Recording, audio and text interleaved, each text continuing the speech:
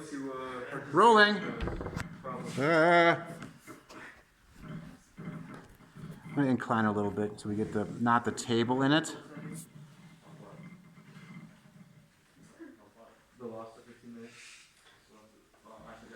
All right, we're rolling. And that's what So, where's the bottom end? Here? This is, yeah. Here? Yeah. There's the bottom end. Even lower, actually. It ends lower at your waist. At my waist? Yeah. All right, that's fine. Okay, good. Okay, two things we need to talk about. We need to talk about half-life. Detour. Half-life. Okay? So, how does decay occur? We talked about beta decay. We talked about alpha decay. And the question, of course, is you have carbon-14, right? And we have said carbon-14 decays into nitrogen-14 plus an electron plus an anti-electron neutrino. But the question is, when does it happen? Why does it happen? Okay? That's the question. Yes? Because it's like unstable. Correct. So are there certain atoms that are more unstable than others? Helium atoms. No, I meant carbon-14. Like if you look at two carbon-14 atoms, can you say this one looks like it's going to go? You know, kind of like a banana. You're like, this banana looks like it's going to go. You know, it's got like some brown spots. You're like, I can still eat it tomorrow, but the day after that, it's going to be bad. Oh, they have like a lot of valence electrons. No. Okay. Okay, they all are the same. So carbon-14 atoms are all the same. There's no difference. You can't tell the difference between one carbon-14 atom and the other. And they're not ones that are like almost bad. Like they're like older or something. So this process of this occurring, carbon-14 turning into nitrogen-14, is a random process.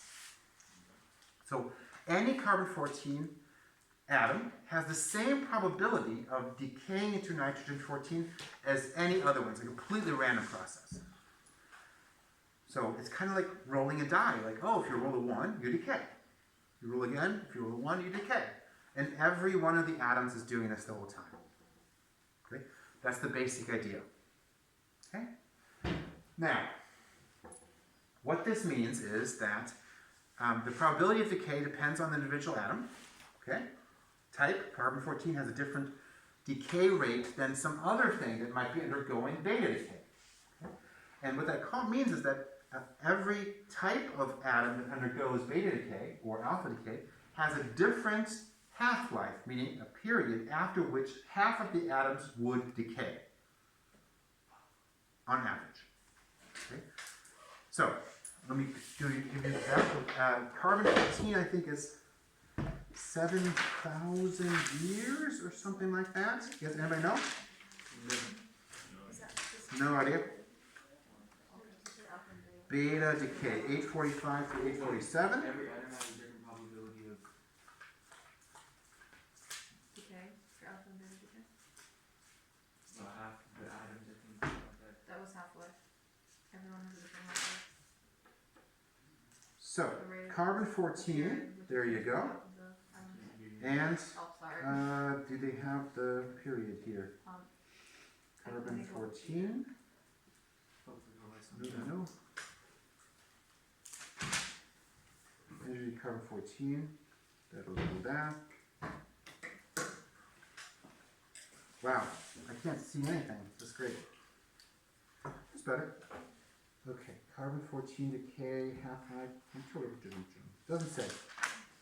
Okay, you could just look it up. That would be probably a good idea because this is kind of interesting, I think. I find it kind of interesting. Half-life? It's half-life over there. Oh, here it is. 5,730 years. Okay, so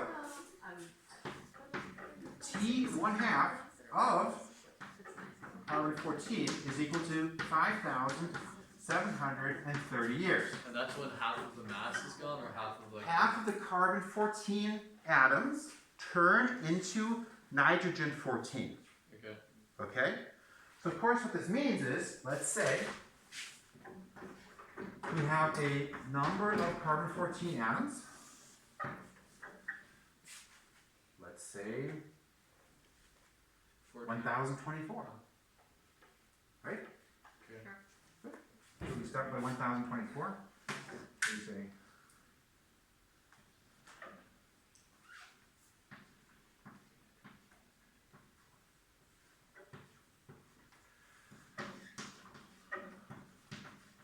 So that's a silly low number, of course, because carbon-14 is an atom, so you need to think in terms of Avogadro's number, 6 times 10 to the 23. But let's say we had about 1024, just as an example. And that's where we start, slightly over here, as time equals 0. Let's do this. In yellow, starting. Okay. And then over here we're going to go years. And we're going to do, for simplicity's sake, okay, say 1 half-life, 2 half-lives, 3 half-lives, and then one more would be 4 half-lives. Okay, and of course this would be 5730, 11,460, and so on. Make sense? Okay, so 5, 7, 3 years, etc. Good. So after 1 half-life, how much will we have left? If we start with an initial number of 1024. Yep. 512. 512. Okay, so we're going down here, 500, right there. Whoop. Then after 2 half-lives, 228. 256 will be right. 256, yeah. 256, so we got 200, 300 in the middle of there. There we go. Yeah. And then after another half-life, yeah, after 256, we'd be at 128. 128. Yeah. This is a bit of a strange number, but you get the idea. Then it would be 64. Yeah. And if we take this out here, we have then 32, and so on. So we'd see this curve and be like, oh, this is interesting. Make a nice little graph of this. We asymptotically approach this, and it'll be exponential decay.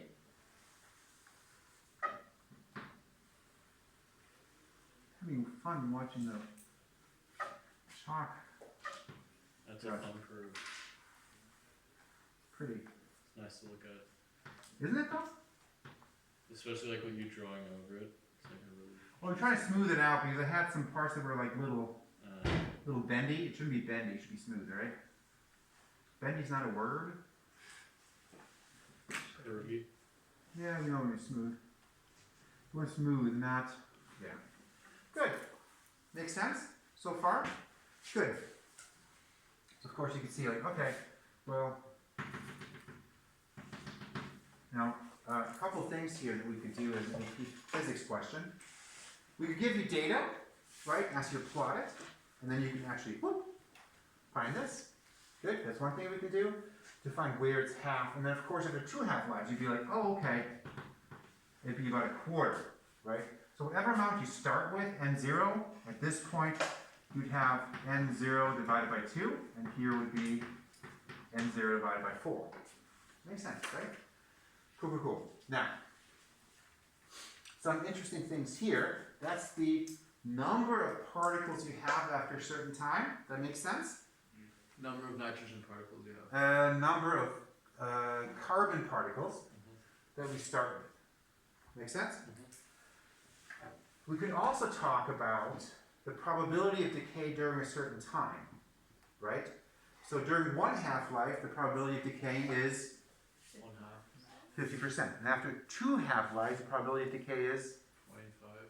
No, 75. 75%. Okay? So then, because of your original, right, 3/4 will have decayed after 2 half-lives. And after 3 half-lives, of course, we would have had 7/8 decayed. But and so on. Yeah. how do you carbon dating if it's, I mean, there's probably another way you can see how long it's been. Like with this based off the mass, you can never really determine the original amount of mass just based solely off It's, of you that. compare it to the carbon 12.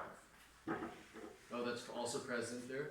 Correct. So carbon 14 has a relative prevalence compared to carbon Okay. 12 and carbon 14. That ratio That makes sense. depends on the atmosphere. And you need to have a measurement of the carbon 14 concentration in the atmosphere in the past. And they are actually able to get that through ice cores from the Antarctic. Yeah, okay, that makes They sense. find little air bubbles in there, and then they like measure like the concentration of carbon 14 versus carbon 12. Hyper nerdy. And then also, So nerdy. and Think is about like that for a second. I'm like all geeked out just thinking about it. is the You gotta figure out how like you go down, like how deep you go, and how old that is, based on how much ice is built up, right? And like you different like, oh, there's a meteorite, and like you find like some ash layers in there or whatever. I mean, I don't know what they're doing there. It's crazy stuff, right? and then It's cool, right? C12 and C14, do they like occur in the same ratio? Well, they vary. That's the thing. So the carbon 12 to carbon 14 ratio has some variance through time because it to some degree depends on like cosmic radiativity from the sun. So if there's like a solar storm, there might be more, which creates more carbon 14 in the atmosphere. And then we have more carbon 14 that we and other organisms that we take in. Wait, why is it again that C14 is less common? It's unstable because it Right. decays into nitrogen 14. So the carbon 14 that is in the atmosphere is actually created by cosmic particles, specifically particles from the sun hitting our atmosphere, and up there turning nitrogen 14 into carbon 14, and then we breathe it in, and then it decays. Cool. Okay, that's half-life. That is this thing concentration. It's exponential decay. Decay. Right? So we could say that the number of particles, if we wanted to put an equation, I don't think we do an equation for this though. We can do, right? So we could say it'd be n0. This is the easiest way. I like doing it like this. You could do 1/2 to the t divided by half-life, right?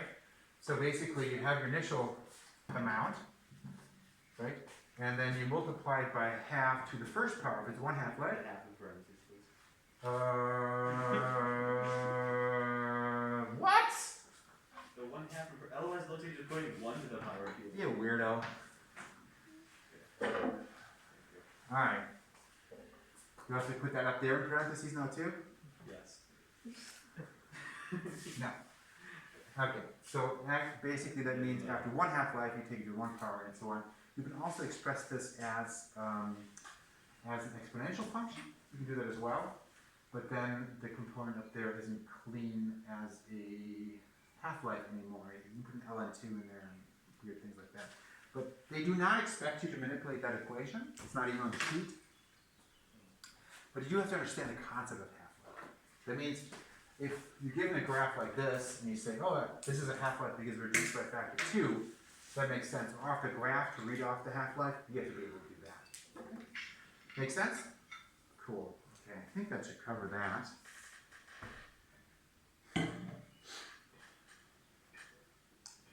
Now, are we going right for relativity? Is that what we're doing? Is that what we're doing, really? Gamma Gamma decay. decay, we gotta do that too. We gotta do that too, and then we'll go for relativity. Okay, so half-life, I think that's enough. That's all we're gonna do. Are there also going to be problems where you have to like find out the amount of like oxygen or electrons passed up in a certain time? But I don't know what that means.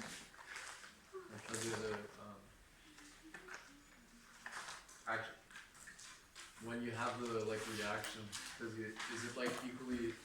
Do you have 1 nitrogen atom, 1 electron, and 1 oxygen thing, or is it like That's varying? not oxygen. This is electron, this is an electron neutrino, anti-electron neutrino, Oh yeah. and this is the nitrogen. And is it always like 1 of each, or is it like a certain quantity for each atom that decays? So for beta decay, it every time does the same thing, which means we have carbon 14 turning into nitrogen 14, Yeah. but whatever we have, the mother nucleus turns into a daughter nucleus that has a charge number that's increased by 1, and it releases an electron and an anti-electron neutrino in every beta decay. That's always the same. Okay. Do we always have to include the anti-electron neutrino? This is actually, I believe, outside the scope of the curriculum. Yeah, so I don't need to memorize You that. do not need to include that, I believe. Correct. Okay, so that's beta decay. Just a reminder about alpha decay. Just reminding you about that. And the example we did was uranium 238, I think. Yeah. And we had it decay into thorium. 90, 234, plus the alpha particle, which is just a helium nucleus. That's what we have. So it's kind of like uranium is the loaded gun. The alpha particle is the bullet being shot from it. And the thorium is the recoiling, slightly lighter gun that has released the bullet. In this transition and transaction, of course, energy is conserved. Well, energy and mass together, right? And, of course, momentum needs to be conserved as well. That's why I kind of put that idea in your head of the recoiling gun, which is an example of momentum conservation. Okay, because the rifle kicks back because the bullet gets thrown forward. Cool, cool? And now, last thing, gamma. And then we'll do relativity. What is a gamma particle? You guys know that, actually. Yes? Photon. It's just a photon, right? And that means these two numbers for a photon need to be 0 and 0. 0 and 0. Okay. Well, that's kind of silly. Because, like, what? Okay.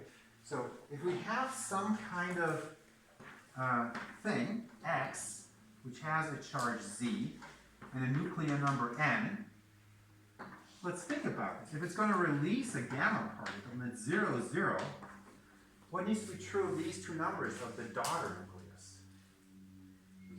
The same. Okay? So there's no change of those. So we got to put an asterisk on here because clearly something changed, right?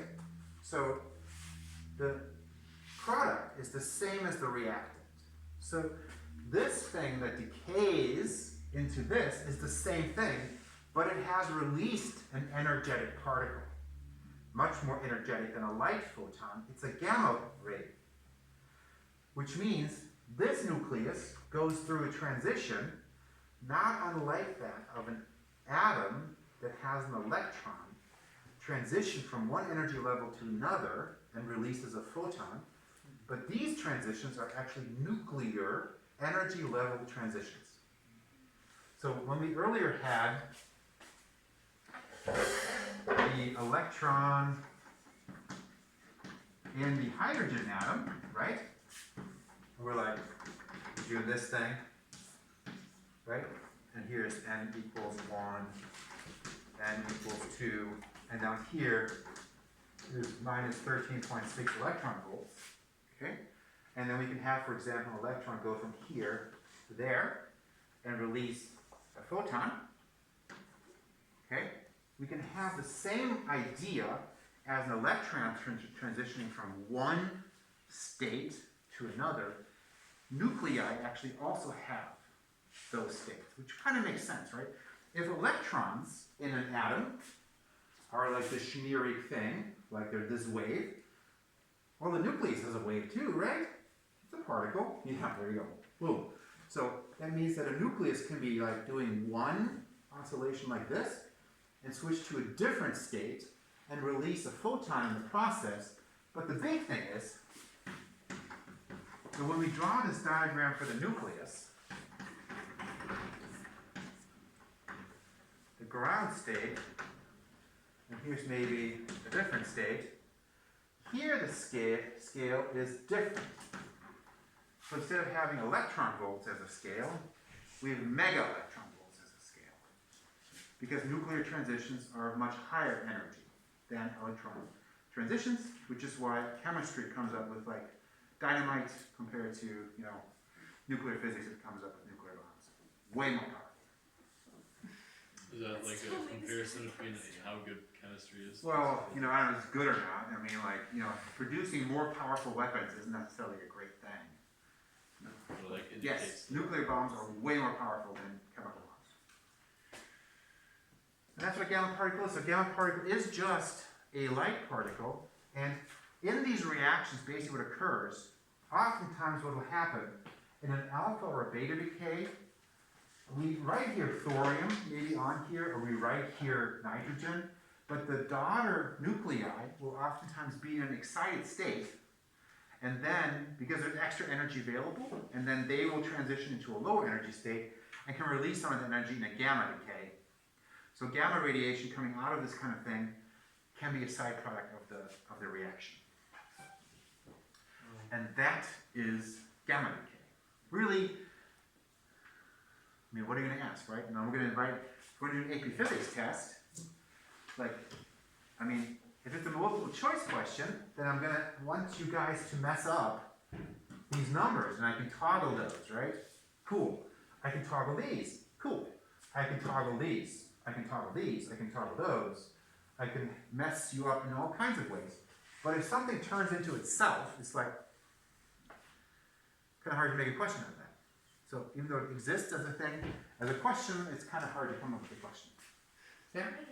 I was gonna ask, or first I to know what if, like if a certain, particle is going to undergo, gamma decay? Oh, some reactions do, and I'm not off the top of my head familiar with when that happens. Okay, but we're not expected to know that. You are not, but you have to know Like, is it like that some the kind of daughter and the energy mother transfer? nucleus nuclei are the same.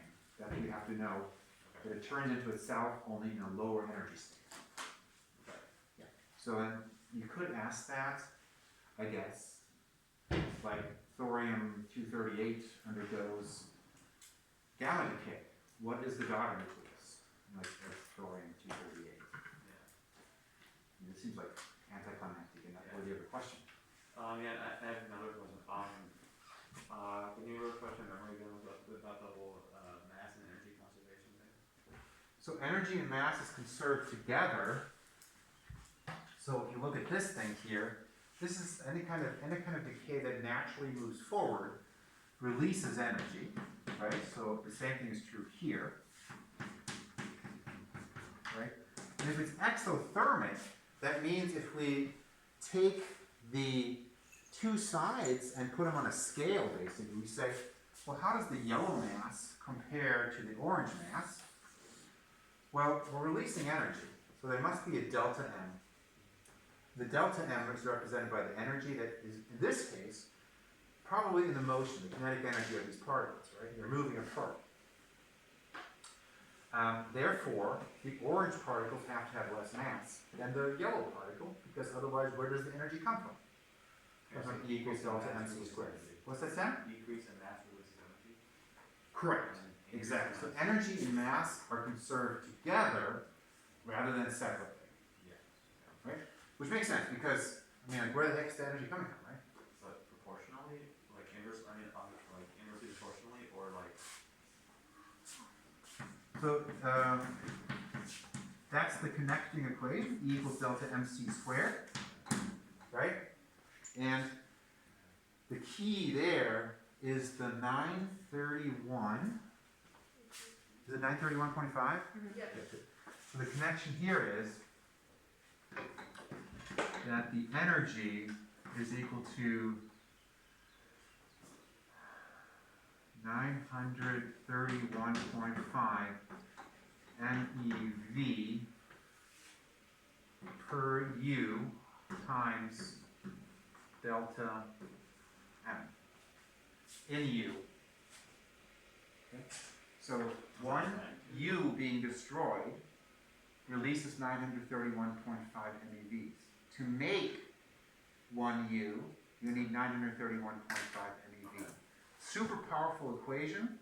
Kind of should remind you of this one, which is also super powerful.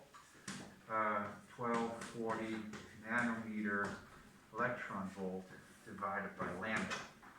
So because this one allows you to go back and forth between E and delta M. This equation allows you, this is the energy of a photon, to go back and forth between the energy of the photon and the wavelength of the photon. So this would be gamma like that. And this is energy of delta M. I don't know if that makes any sense. The energy of mass destruction or mass creation. Energy released by destroying one mass. If you destroy one hue of mass, Right. it produces 931.5 MeVs. If you have 931.5 MeVs, you can make one hue. Energetically. Like to actually do it is complicated.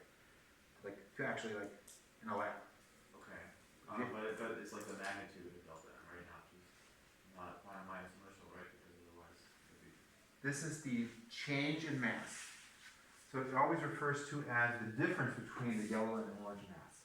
The Right. difference between these masses is delta M, and E that's released is 931.5 Yeah, whether it's MeVs. positive or negative is like. Correct. Okay. Yes. So it's just the magnitude. Yeah. Yeah. Correct. Good? How are we on time? Is that? We have 7. 5 minutes. Alright. Alright. So, let's talk about relativity. Special relativity. You're supposed to have a qualitative understanding of this only, not calculational. Okay? So, the key thing about special relativity, can I just tell you? Should we actually look at how it comes about? Alright, we'll do this. You might have heard this thing before.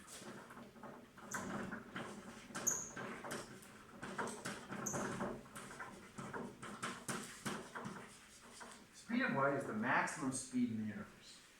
Faster than anything can go. Nothing can go faster than the speed of light. You've heard of this before? Okay. That has some goofy consequences. Okay? Specifically, like let's say this is a photon, and the photon comes from my forehead, and it flies over there. You're like looking at it like, wow, that photon's going kind of slow because it's just charged. Problem is, now, if we have that photon coming off my forehead while I'm walking, right? Normally you'd say, okay, the photon coming off Mr. Blessman's forehead, which is moving forward, has the additional speed of Mr. Blessman walking, therefore it's going now faster. That's not allowed, because there's a maximum speed in the universe. It's the speed of light. So that means that that particle that came off my forehead needs to be measured to be traveling at the speed of light. That photon travels at the speed of light in all reference frames. That means you say it's moving at c, I'm moving at c. I'm saying it's moving at c. Everybody's agreeing it moves at c. That's a problem. Okay? And it's pretty obvious, like if I'm walking this direction, Adrian's walking towards me. Normally, that thing's moving towards him. It should be moving even faster because he's moving towards me. But the observer's motion shouldn't affect the speed. My motion doesn't affect the speed. That creates some weird crap. Okay? And to get a handle on that, we think of an experiment where you're sitting down here, this is you, and we have a weird container-shaped spaceship traveling by. Okay? And in here, we have a laser that sends a laser beam down to a detector.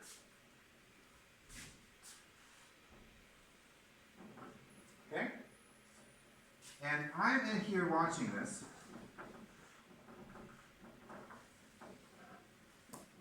Okay? And I'm measuring it a certain distance, and I'm measuring it a certain time. Problem is, your perspective is different, right? For me, the laser beam is falling straight down. The laser is falling straight down, but you see that the detector has moved. So your perspective is let's go with blue for you.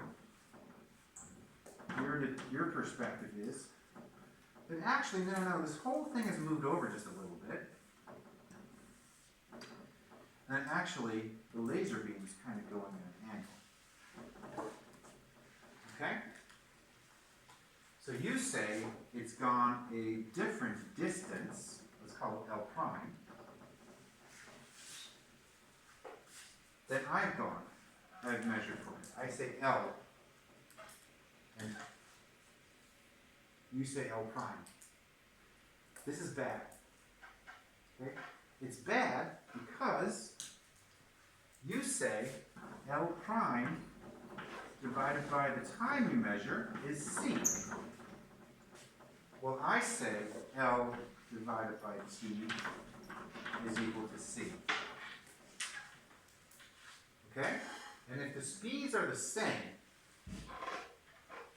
that means that L divided by T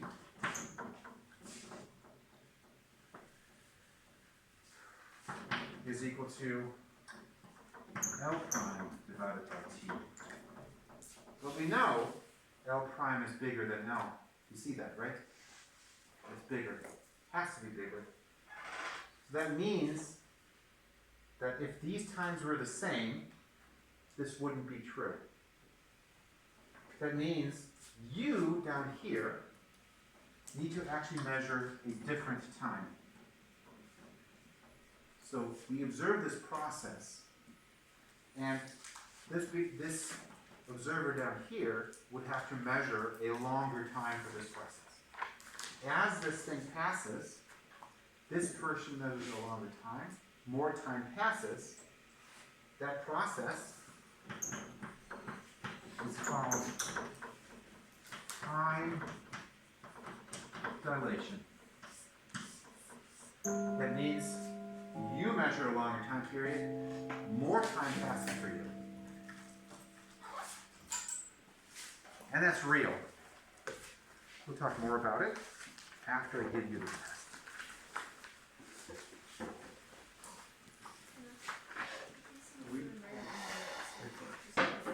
Thank you. Here you go. No cheating. I won't. Bye-bye. Bye-bye. All right. Take my dad back. Is there more stuff to learn? We're almost done. Wait, Let's stop this thing. Did we stop it already? no. Wait, with Decay though?